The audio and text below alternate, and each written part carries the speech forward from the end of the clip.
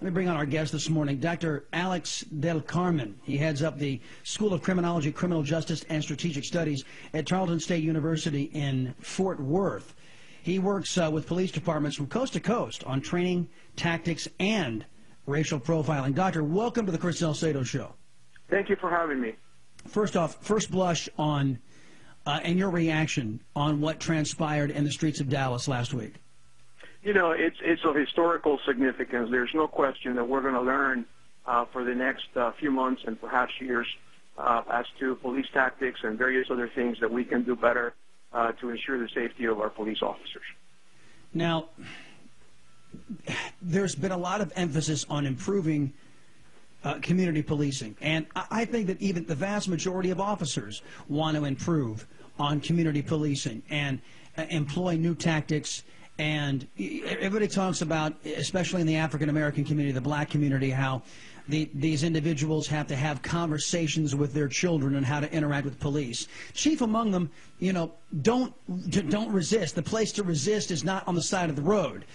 Don't give a police officer lip. Show the proper respect, that kind of thing, because there has been an indication in the past in police departments across this country that you got an extra bit of scrutiny from law enforcement.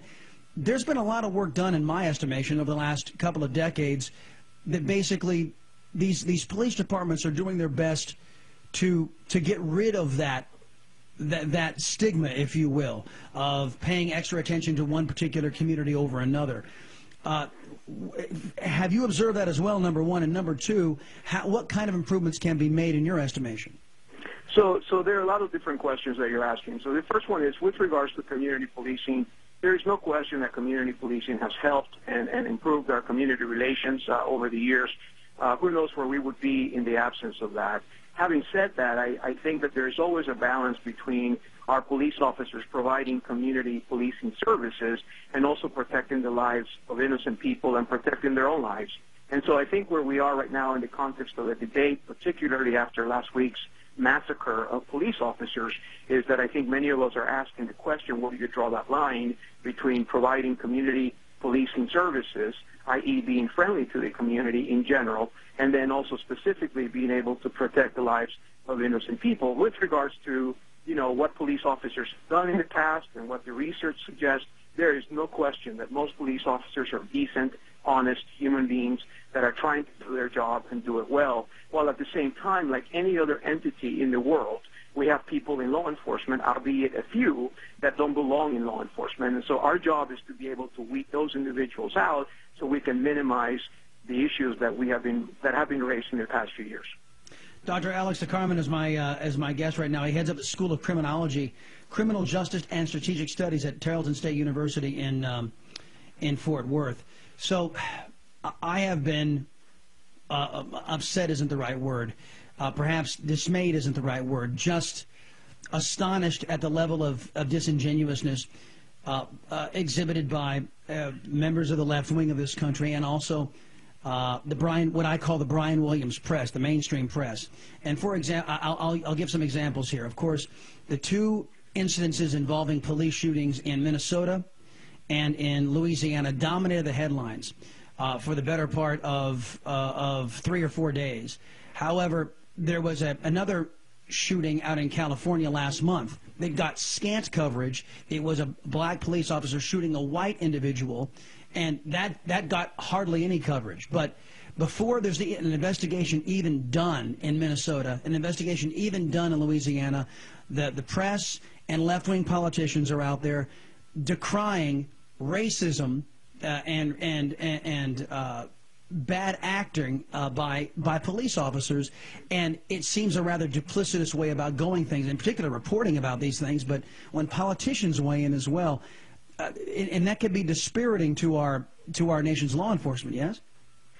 You know, there's no question that the media carries a great deal of responsibility over the type of information that they cover. If you really think about the fact that there are 1 million police officers in the streets of the United States this morning, most of the coverage, the good coverage about what these officers do on a daily basis to save people's lives, to be able to treat somebody medically, to be able to protect an innocent life, is never covered by the media. What the media feeds on constantly, whether left or right, is they constantly feed on tragedies, on things that sell newspapers, and quite frankly, things that go live in a matter of a few minutes that everyone is tuned into. Unfortunately, the one press coverage that seems to be coming back over and over again are bad instances where police officers either make an error intentionally or carelessly, or there is the loss of human life. I'm not suggesting that those things should not be covered, but what I am suggesting is that the good part of what they do is never, ever represented in the media.